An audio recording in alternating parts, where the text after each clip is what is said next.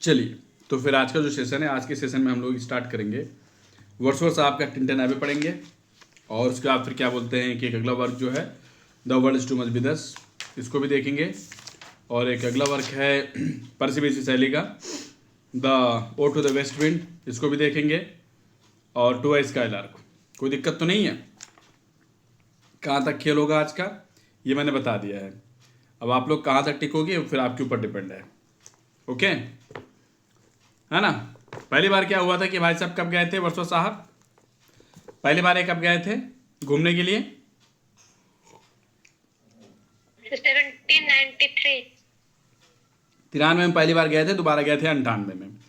तो वही बात कह रहे हैं कि 5 years have passed, 5 summers with length of 5 long winters and again I here। Year की स्पेलिंग गलत दिया हुआ है। अच्छा हाँ सही है। कह रहा है कि 5 साल बाद 5 साल बीत गए, 5 समर भी बीत गए, 5 लंबे भी चाहे से यार रोड चल गया, 5 लंबे विंटर भी बीत गए। और इसके पश्चात क्या बोलते हैं कि फिर मैं दोबारा सुन रहा हूँ। क्या सुन रहा हूँ? क्या सुन रहे हैं वर्षवर्थ साहब? These waters rolling from their mountains springs with soft inland murmurs once again do I behold these steep and lofty cliffs। कह रहा है कि 5 साल बीत गए, 5 साल बाद, क्योंकि पहली बार 93 में आए थे, दोबारा ये 98 में आए हैं। तो कह रहे हैं क्या बोलते दोबारा मैं इन चीज़ों को सुन पा रहा हूँ।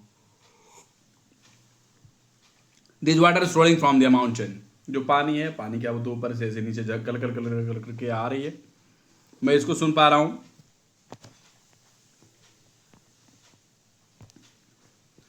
मैं इसको सुन पा रहा हूँ। और with soft inland murmur once again do I behold, कह रहा है कि थोड़ा सा वही मरमर की आवाज़ सुनाई दे रही है। Do I behold this steep and Lofty cliffs, क्या ये सारे के सारे ये जो ये होता है ना पहाड़ पे ऐसे कोना टाइप का होता है, कह रहे सारे के सारे चीज़ें क्या मेरे अंदर हैं, मेरे में हैं। That on wild secluded scene impress, wild secluded scene मतलब वही हरा भरा सीन, एकदम घना जंगल हरा भरा scene. Thoughts of more deep seclusion and connect the landscape with the quiet of the sky। वही है अपने अंदर seclusion, वो साधु संतों वाली विचारधारा, एकात्मकता वाली विचारधारा उसके अंदर आ रही है। और वो कह रहा है कि मैं अपने आप को कनेक्ट कर पा रहा हूँ। किससे? जैसे धरती आसमान से कनेक्ट होती है, उसी तरह से मैं इस लैंडस्केप से स्वयं को कनेक्ट कर पा रहा हूँ।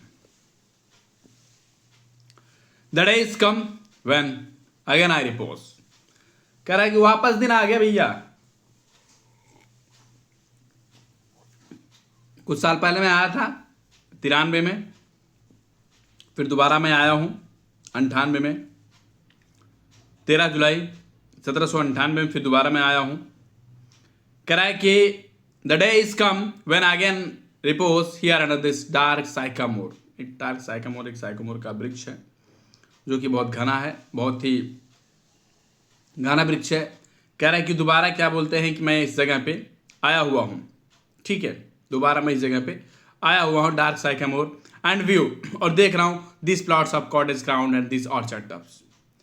यहाँ पे जो कॉटेज ग्राउंड्स हैं उसको मैं देख पा रहा हूँ, और यहाँ पे जो ऑर्चर्ड का पेड़ है, वो कुछ होता नहीं, वो क्या आंगना में लगाया जाता है ऑर्चर्ड, कुछ पेड़ होता है ना, कोई पेड़ होता है, तो उस पेड़ को देख पा रहा हूँ। नेक्स्ट है which are this season with their unripe fruits are clad in one green hue and lost themselves। कह रहे कि ऐसा सीजन है यहाँ पे जो फ्रूट्स हैं वो हरे भरे हैं, अनराइप्ड हैं, और हरे भरे हैं फ्रूट्स, अनराइप्ड हैं, और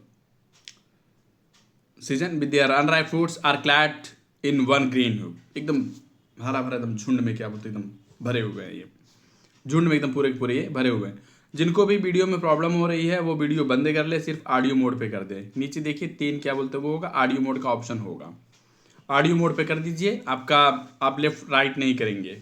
जो लोग भी लेफ्ट कर रहे हैं वो ऑडियो मोड पे कर दें।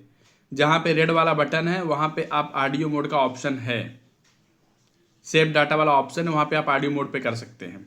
ठीक है, जिनके साथ भी दिक्कत है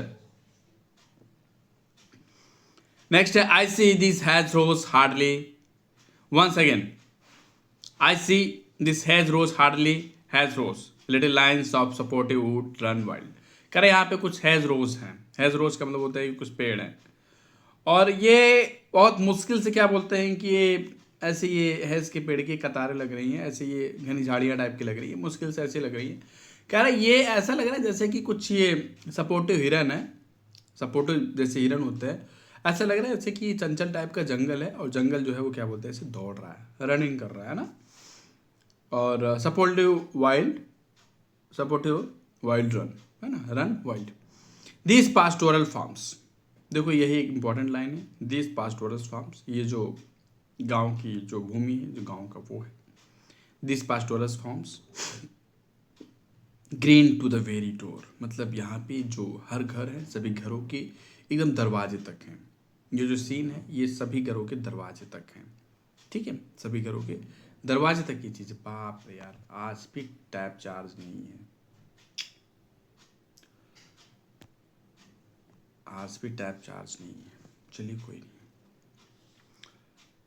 और इसके पश्चात कह रहा है कि green to the very door and wreaths of smoke sent up in silence from among trees with some uncertain notice and might seem the vagrant dwellers। the vagrant dwellers की बात की जा रही है। आप लोग बंजारों की बात सुने होंगे, बंजारों के बारे में आप लोगों ने सुना होगा, बंजारे जो होते हैं। कह रहा है कि यहाँ पे कुछ दूर पे धुआं उठ रहा है, धुआं उठ रहा है, जो पेड़ हैं शांत पेड़ों के बीच से धुआं उठ रहा है। हम लोग टिंटन हाईवे बढ़ रहे हैं, शांत पेड़ों के बीच से धुआं उठ रहा है। कह रहा है कि ये धुआं कौन उठा रहा है, ये धुआं कहाँ से आ रहा है। तो यहाँ पे कुछ बंजारे लोग रहते हैं आसपास में, और तो उन हाउसलेस बंजारे जो हैं वो कुछ पका वका रहे होंगे, कुछ बना बना रहे होंगे, तो उन्हीं का धुआं है, ठीक है। और कह रहा अथवा अब some hermits cave where by his fire of hermit sits alone, या फिर क्या बोलते हैं वहाँ पे कुछ साधु संत हो सकते हैं जिनकी गुफा होगी, जो कि क्या बोलते हैं कि अकेले बैठ करके वहाँ पे भोजन वोजन बना रहे हैं, भोजन वोजन पका रहे हैं। These beauteous form through a long absence have not been to me। Important line है, कह रहे ये जो बेहतरीन नज़ारा है, ये जो खूबसूरत नज़ारा है, ये नज़ारा बहुत दिनों से मेरे पास नहीं था। मतलब दिस ब्यूटीज फॉर्म कैसा नज़ारा, टिंटन एबे में बात करते कहते हैं कि ये जो प्रकृति की जो सुंदरता है, जो प्रकृति की खूबसूरती है, ये ऐसी खूबसूरती मैंने बहुत दिनों से नहीं देखी थी। Through a long absence have not been to me as is a landscape of blind man's eye. कह रहे ऐसा लैंडस्केप है, एक ऐसा नज़ारा है जो कि एक अंधा भी देख सकता है, एक अंधा भी इस नज़ारे को देख सकता है। मतलब जो प्रकृति की खूबसूरती होती है, जो प्रकृति की सुंदरता होती है, हर कोई उसको महसूस कर सकता है, हर कोई उसको देख सकता है। कोई दिक्कत तो नहीं, ऑडियो वीडियो सब क्लियर है, कोई प्रॉब्लम तो नहीं हो रही है जी?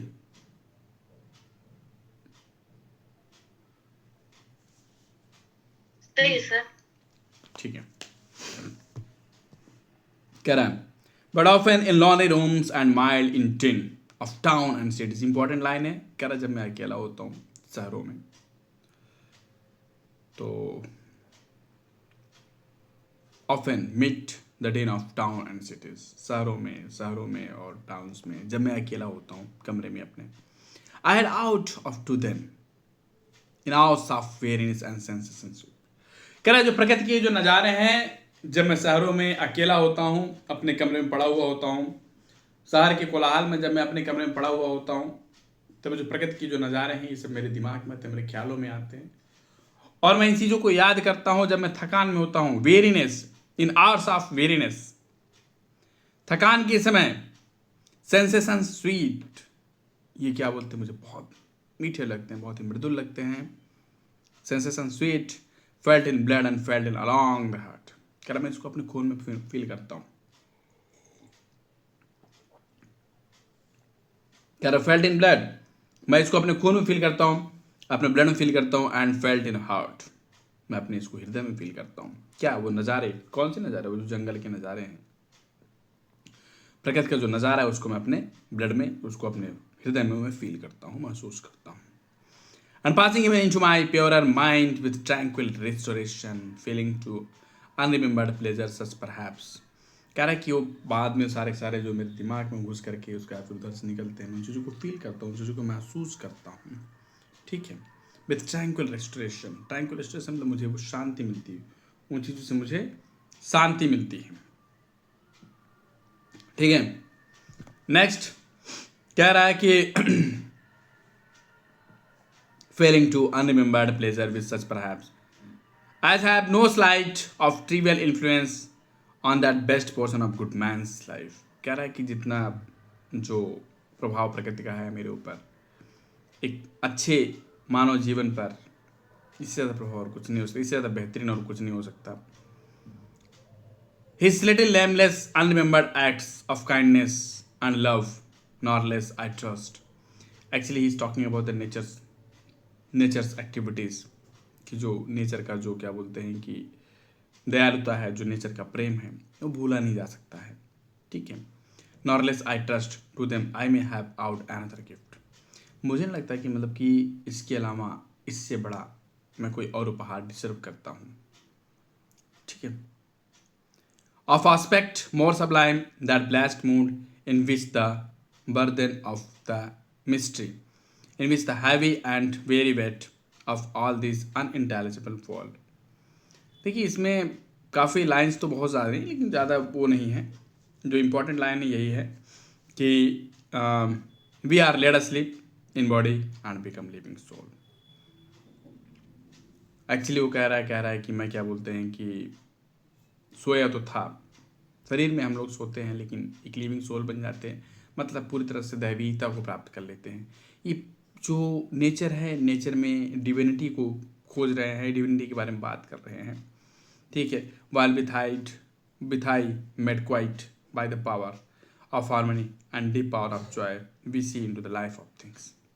कह रहा है कि हम with an eye made quiet by power, हम जो आंखों से देखते हैं चीज़ों को, जिन चीज़ों को हम आंखों से महसूस करते हैं, आंखों से हम जिन चीज़ों को देखते हैं, उससे हमको शक्ति तो मिलती है, थोड़ा सा एनर्जी मिलती है, हार्मनी मिलती है, थोड़ा सा हम शांत तो होते हैं इन चीज़ों को देख करके।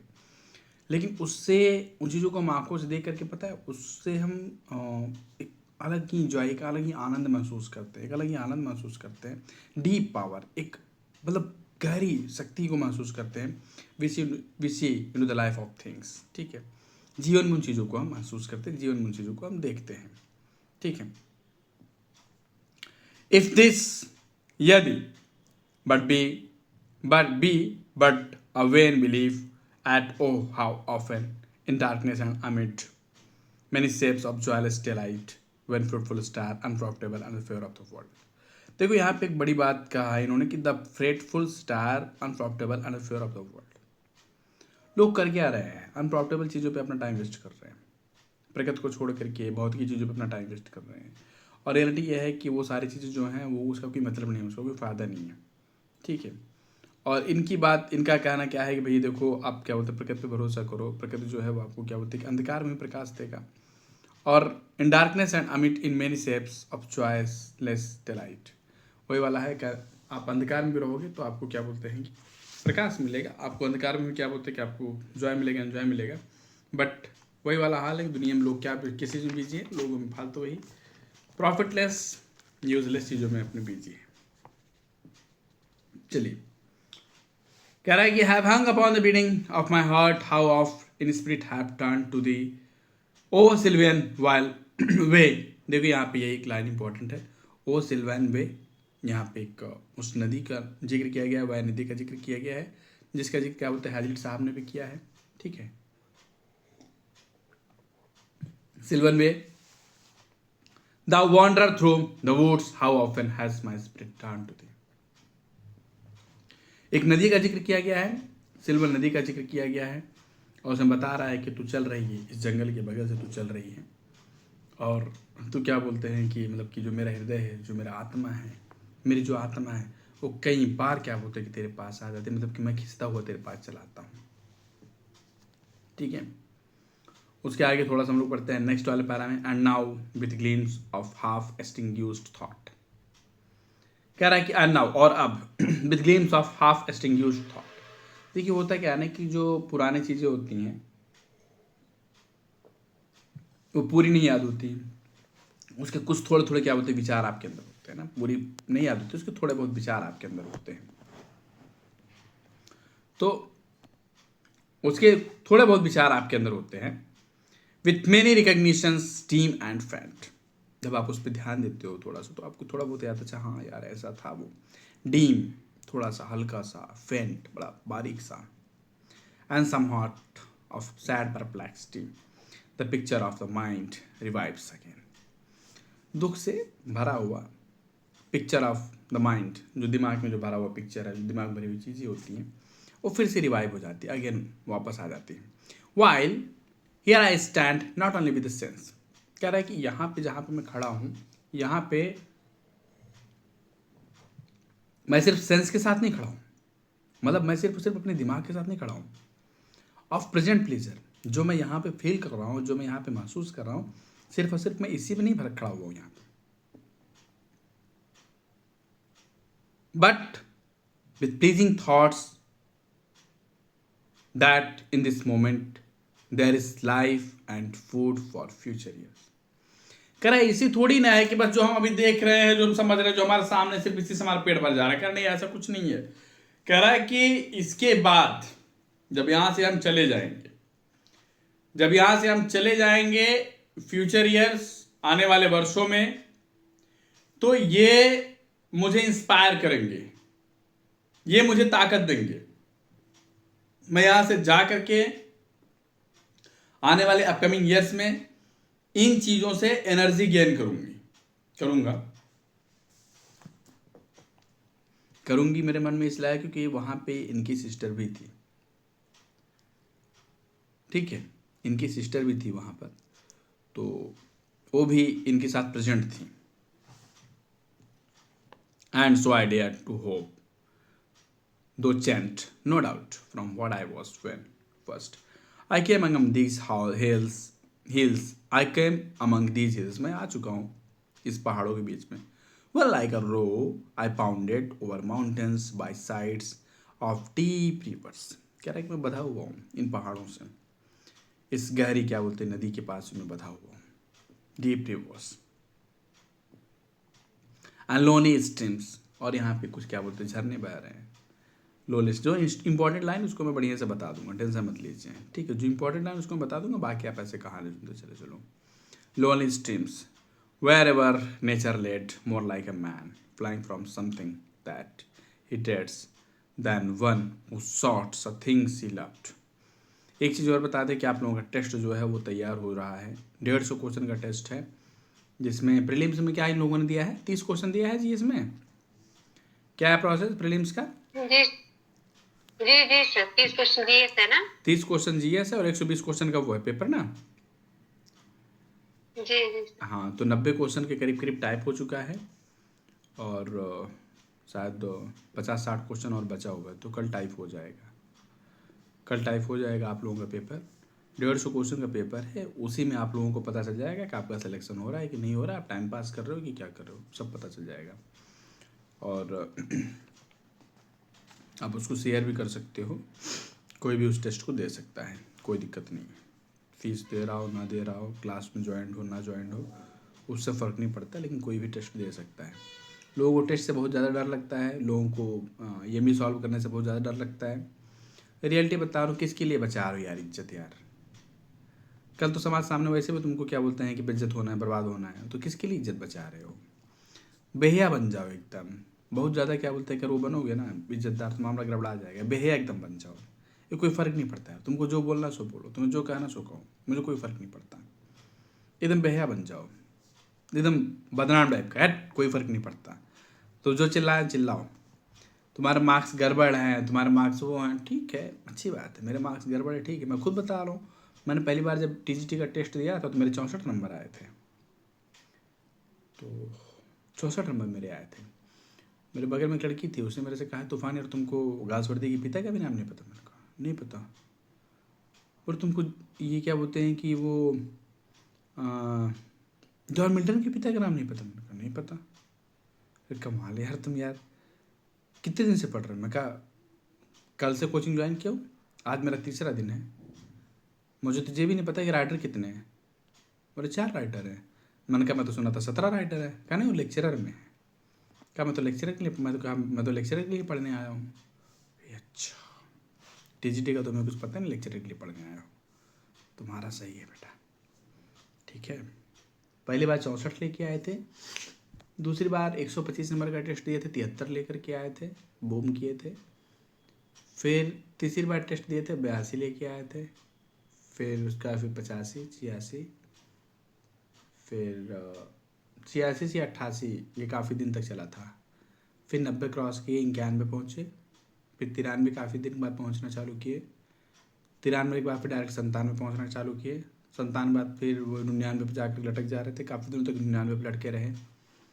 फिर 100 क्रॉस करना चालू किया, 103, 99 103 के बीच में रह गए। फिर 103 बाद 107, 105, 107 का चालू हुआ, और 107 के बाद फिर डायरेक्ट 111 को टच करना चालू किए।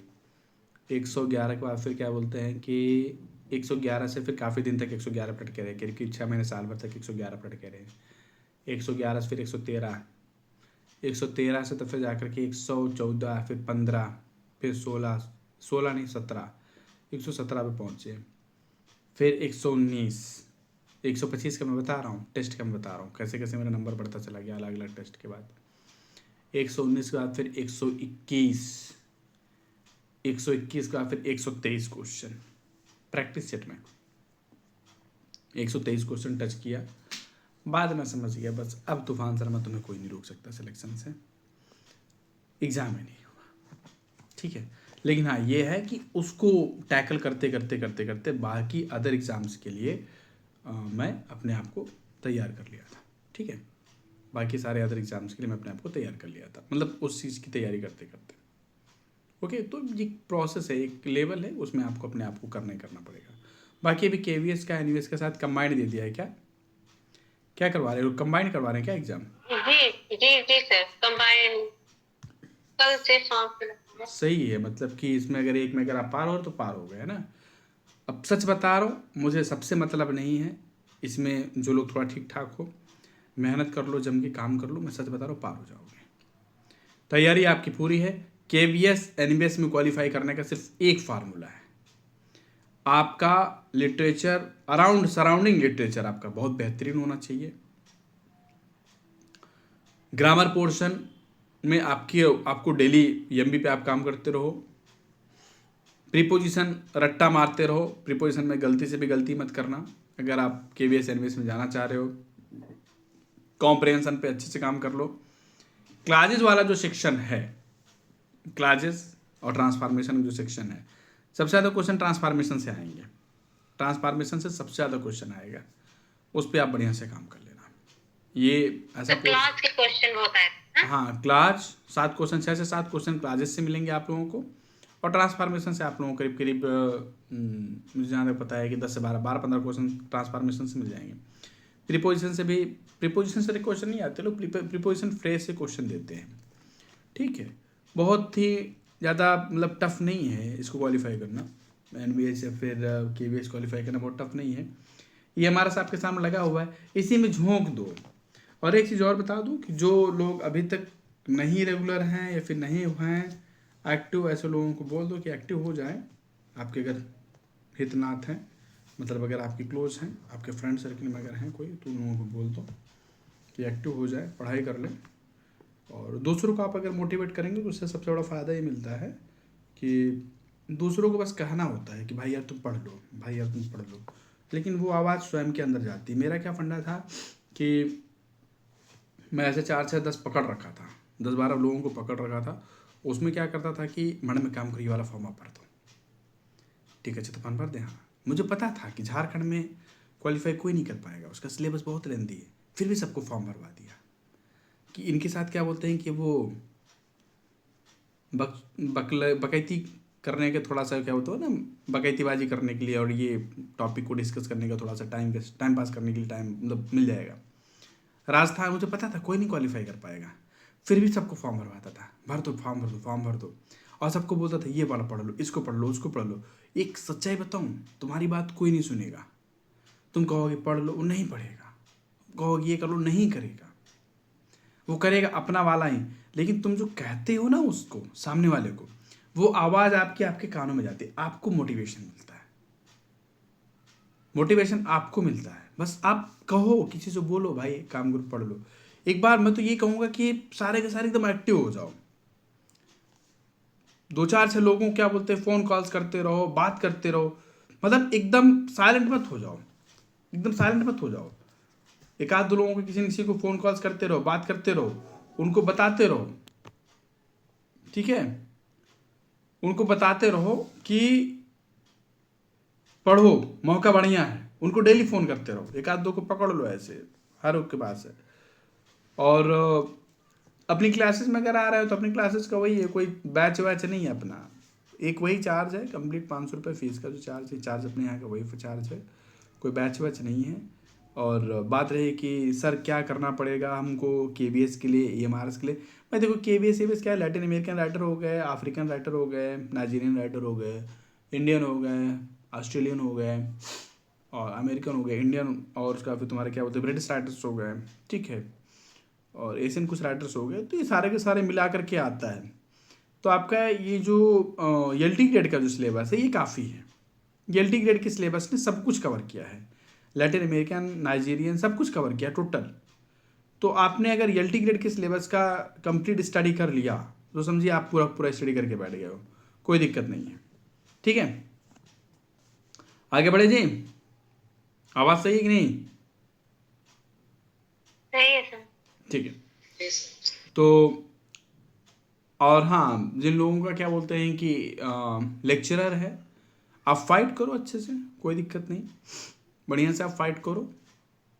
किसका नसीब कहाँ जाएगा, किसको कहाँ पे सिलेक्शन मिलेगा, किसी के बारे में कुछ नहीं कहा जा सकता, लेकिन आपका एक काम है फाइट करना, अपना 100% देना। आप 100% दो यार। इतनी नौकरियां आ गई, बताओ, EMRS आ गया, KBS आ गया, NVS आ गया, UPTG TPGT, राजस्थान भी है, और क्या मैं कुछ बोल रहा हूँ क्या? सर LT है, GIC है, ELT भी KBS है, है। GIC है, मतलब इतने सारे एग्जाम्स हो गए, इसी में तो आपको निकल जाना चाहिए। अब जो थोड़ा सा भी सीरियस होकर के काम करेगा, सीरियस होकर के जो काम करेगा वो पार इसी में बता रहा हूं कि 7 8 एग्जाम है, 6 7 एग्जाम है, और 6 7 एग्जाम में आप, मैं कह रहा हूं कि आप 6 एग्जाम फेल हो जाओ, एक तो मिल जाएगा ना, एक को बस पकड़ करके पार हो जाओ, जिंदगी बन गई, काम खत्म हो गया। 6 में आप फेल हो जाओ, मैं कह रहा हूं आप 7 के 7 फेल हो जाओ तो भी कोई फर्क नहीं पड़ता। 8वां कोई न कोई ऐसा एग्जाम आएगा जिसमें कि आपको पार करवा देगा, ये भी याद रखना। इसके लिए भी आपको दिक्कत नहीं ले, लेकिन कोशिश ये करो, हर एक एग्जाम को टैकल करने का प्रयास करो कि मुझे इसमें सिलेक्शन ले ही लेना है। दिनेश कुमार मौर्य जो कुछ कहना चाह रहे हैं क्या आप? हाँ तो आप उठाए हैं, ठीक है। तो अगला है, I came among these hills when like a roe I bounded over mountains by sides and deep rivers and lonely streams wherever the nature led, more like a man flying from something that he dreads than one who sought these things left for nature than coercer pleasure की बात किया गया। यहाँ पे एक line बस important है, the coercer pleasure of my voice is।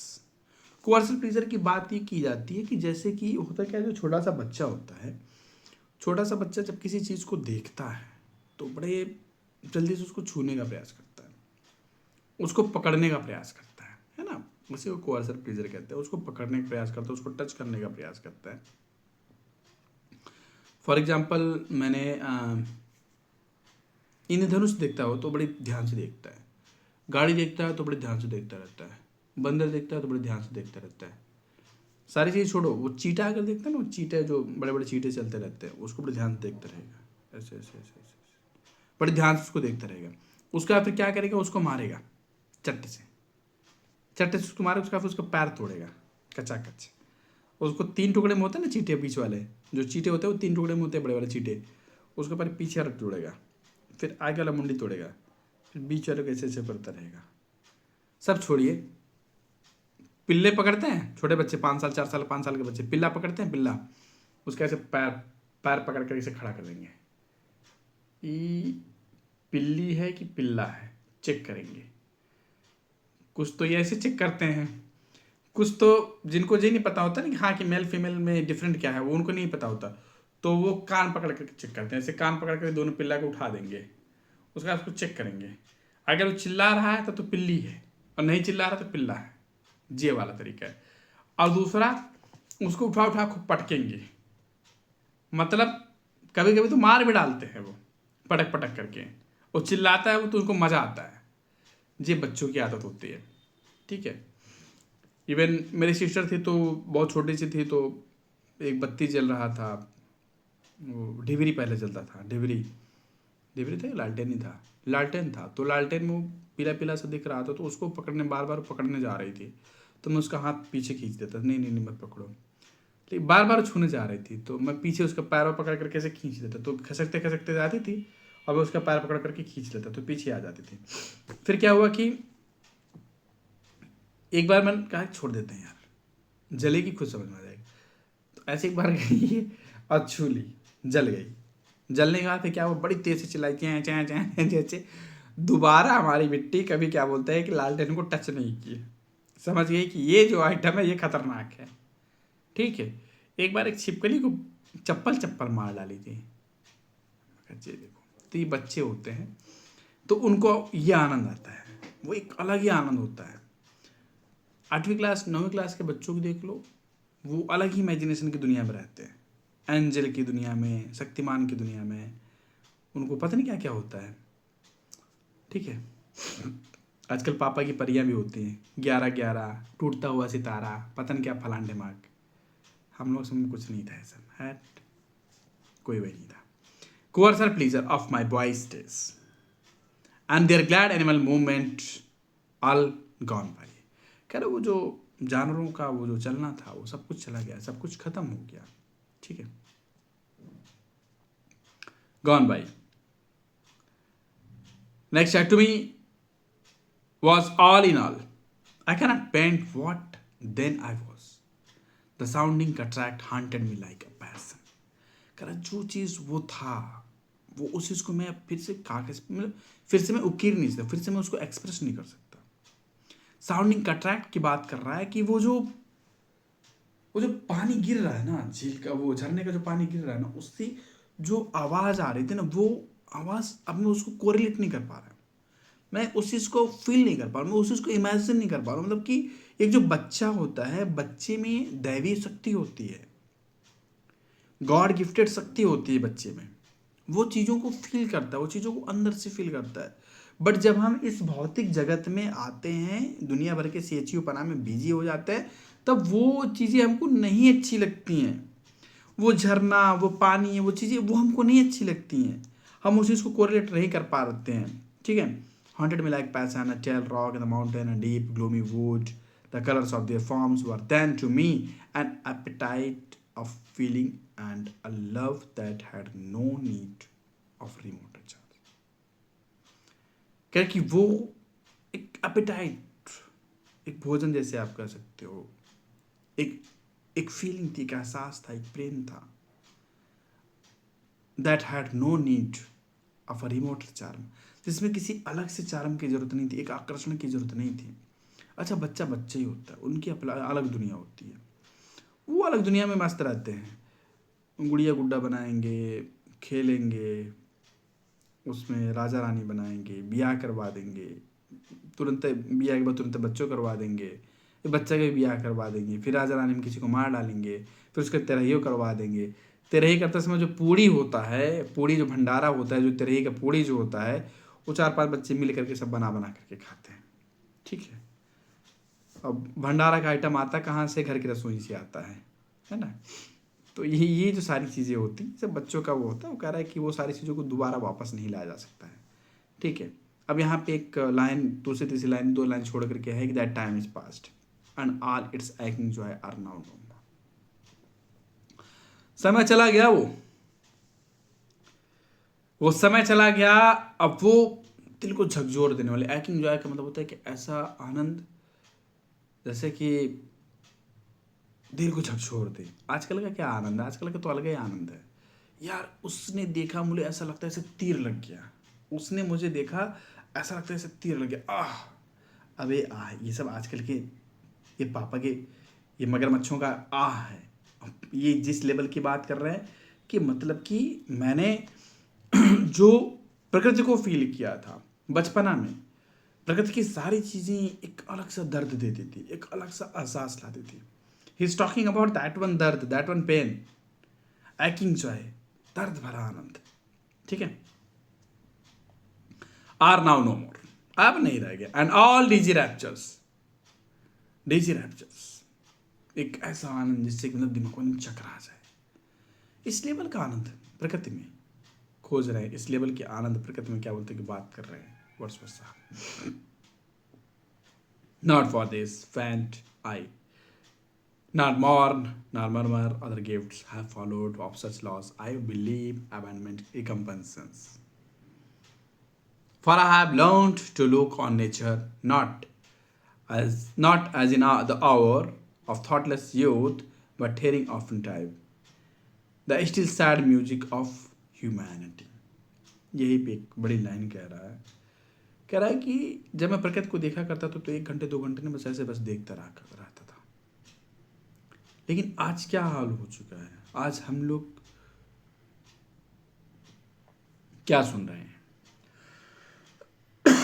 Sad music of humanity. जो हमारी आपकी जिंदगी में चल रहा है, का बहनी का हाल बा कुछ ना, बहुत बुरा हाल, बहुत दर्द है, बहुत समस्या है।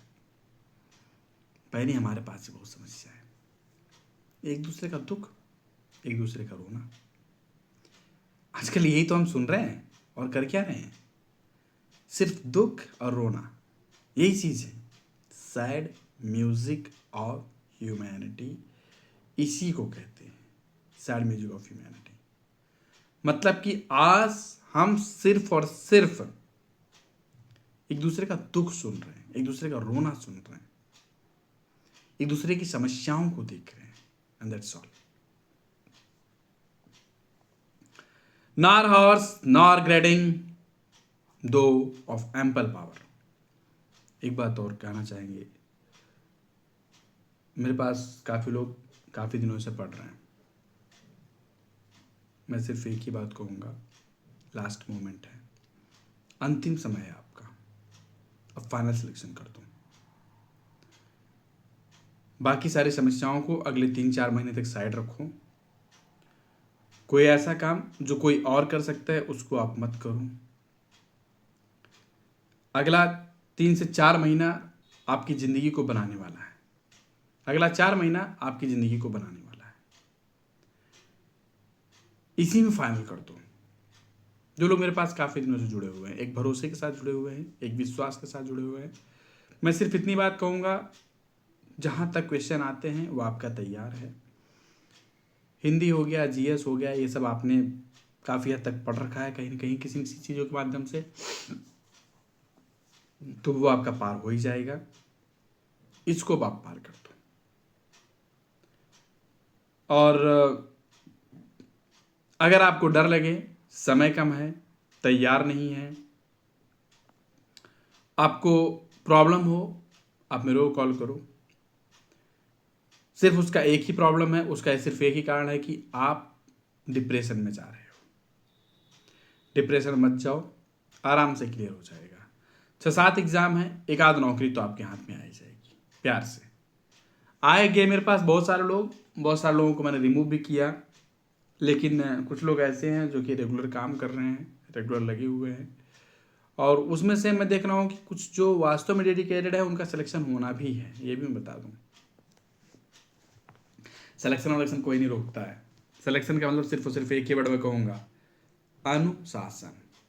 आप लाख दिक्कतों के बावजूद भी, लाख प्रॉब्लम्स के बावजूद भी आप अगर काम कर रहे हो तो कोई नहीं रोक सकता है, हो जाता है सिलेक्शन। सच्ची बता रहा, दुनिया भर के चूतिए भरे पड़े हैं कंपटीशन में। आपकी क्लास में 60-70 बच्चे हैं, कितने पढ़ रहे हैं, कितने क्या होते रेगुलर क्लास ले रहे हैं? कोई नहीं, सब अपने मस्त है। एग्जाम के 10-15-20 दिन, 1 महीने पहले आप देखिएगा, ले धड़ा सबके सब एकदम लाइव हो जाएंगे, सबके साथ पूरी ताकत लगा देंगे। सर बताइए अब क्या करें? यार लास्ट टाइम हम क्या बताएंगे, आप जाइए एग्जाम दीजिए, वापस आइए, फिर ये पढ़िए, क्या दिक्कत है? बोलता ना हूँ कि ये कंपटीशन है बाबू, यहाँ पर एक कोरम है, उस कोरम को तो आपको पूरा करना ही करना पड़ेगा। प्रीपोजिशन पे काम नहीं किया, वापस आओ। टेंस पे काम नहीं किया, वापस आओ। ट्रांसफॉर्मेशन पे काम नहीं किया, वापस आओ।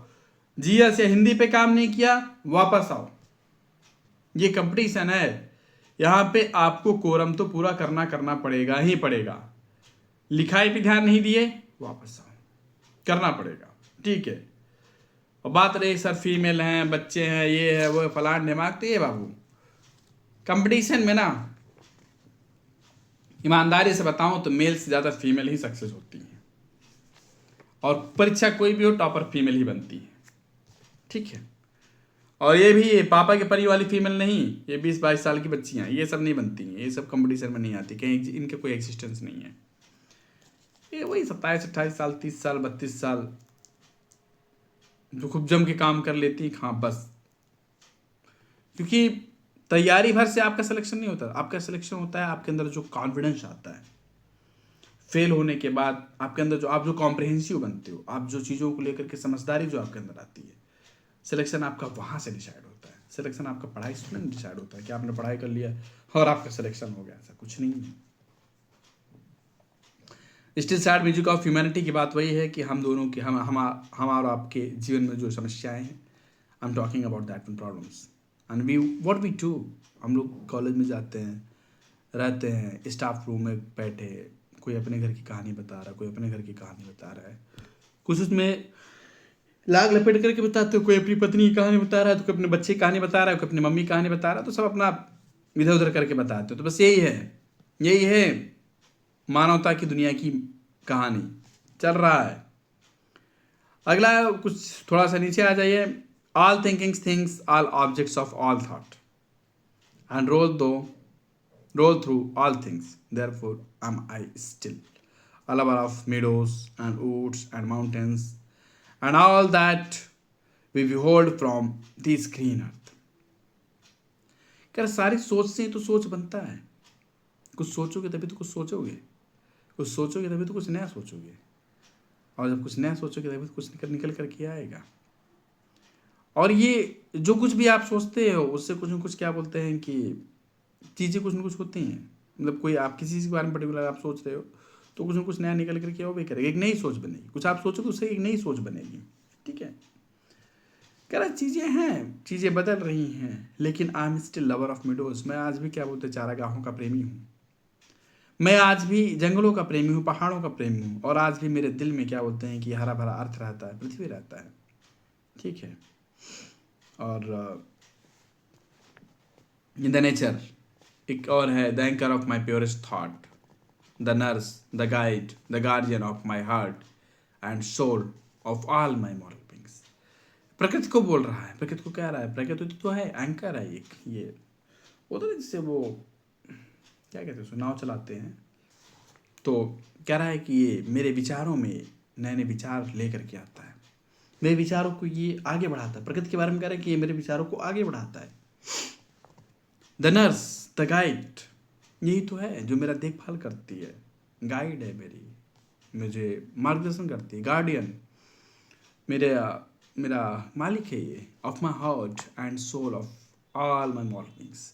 जो भी नैतिक चीज़ें हैं, जो मेरी नैतिकता है, उन सबके सोल है, ये आत्मा है, ठीक है। यहाँ पे एक और लाइन है, थोड़ा सा नीचे चले जाइए तो वहाँ पे एक लाइन है कि thou my dearest friend, my dear friend and my thy voice catch the language of my former heart. अपनी बहन को बोला ना, किसको बोल रहा है, माई डियरेस्ट फ्रेंड, अपनी बहन को ही बोला, my dear friend and thy voice I catch the language of my former heart and read my former pleasure of soothing lights. कह रहे तुम्हारी आवाज़ में, तुम्हारी चीज़ों में मैं अपने पहले के दिल को, पहले की चीज़ों को महसूस कर पा रहा हूँ, पढ़ पा रहा हूँ, समझ पा रहा हूँ, अपने पुराने आनंद को, अपने पुराने प्रकाश को मैं महसूस कर पा रहा हूँ। O thy wild eyes, oh yet little while may I behold thee what I was once. यार तेरी आंखों में देख रहा हूँ, तुम्हारी आंखों में देख रहा हूँ, और मैं तुमको उन चीज़ों को, तुमको देख करके, तुम्हें देख करके मैं उन चीज़ों को महसूस कर पा रहा हूँ जो मैं पहले था। कहते नहीं बेटा, तुमको देख करके मुझे महसूस होता है, मैं पहले कैसा था ना, मुझे अब महसूस हो रहा है। छोटे बच्चों देख करके नहीं कहते हम पहले कैसे थे ना बेटा, आप तुमको देख करके मुझे महसूस हो रहा है। My dear sister and this prayer I make knowing that nature never did betray the heart that loved her। अरे हमारी प्यारी बहनी, इधर उधर अगर दिल लगी करोगे तो मामला फंस जाएगा, दिक्कत हो जाएगा। तुम कहीं क्या बोलते हैं कि दिल लगी किसी और जगह पे मत करना, तुम नेचर से प्रेम करना। नेचर तुम्हारी ऐसी चीज़ है जो कि तुम्हारा सेवा सत्कार करेगी, तुम्हारे साथ कभी धोखा नहीं करेगी, ठीक है। और नीचे आ जाओ, नीचे आ जाओ, 5-7 लाइन 10 लाइन नीचे आ जाओ। वहाँ पे है the memory be as a dwelling place for all sweet sounds harmonies, oh then, if solitude or fear or pain or grief should be thy portion, with what healing thoughts of tender joy wilt thou remember me।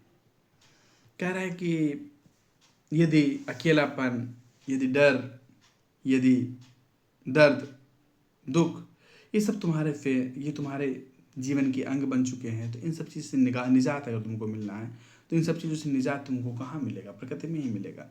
यहाँ पे एक line उन्होंने बोला है कि worshipper of nature, मैं क्या बोलते हैं कि नेचर प्रकृति का पुजारी हूँ, ठीक है। और लास्ट लाइन है and this green pastoral landscape were to me more dear both for themselves and for thy sake, ठीक है। तो कह रहा है कि ये जो पास्टोरल लैंड है, ये जो प्रकृति है, ये जो हरी भरी भूमि है, ये मेरे लिए क्या बोलते प्रेमी है। वर्शिपर ऑफ नेचर वर्ड्सवर्थ साहब ने टिंटन एबे में ही स्वयं को कहा है, ठीक है। ये सारे मेरे लिए क्या बोलते हैं कि प्यारे हैं। टिंटन एबे को आप लोग एक बार बढ़िया से देख लीजिएगा, फिर से इसमें लाइन से रिवीजन कर लीजिएगा, बहुत ज़्यादा टफ नहीं है, कुछ खास इंपॉर्टेंट लाइन्स है, बहुत ज़्यादा वो नहीं है, ठीक। इंपॉर्टेंट लाइन्स पे वर्शिप प्लीजर वाला है, द वर्शिपर ऑफ नेचर वाला है, माई डियर डियर फ्रेंड्स वाला है, और उसका फिर डीजी रैप्चर्स है, एक्टिंग जॉय है, ठीक है। और ये है ब्यूटीज फॉर्म है, 5 years have passed once again do I behold this lofty cliffs वाला भी है, the day is come when I again repose, ये वाला भी लाइन है थोड़ा सा important, we are laid asleep and in body and become living soul, ये भी इंपॉर्टेंट लाइन है। और the fretful stir unprofitable the fever of the world, ये भी इंपॉर्टेंट लाइन है। बस okay, that's all. The world is too much with us, late and soon.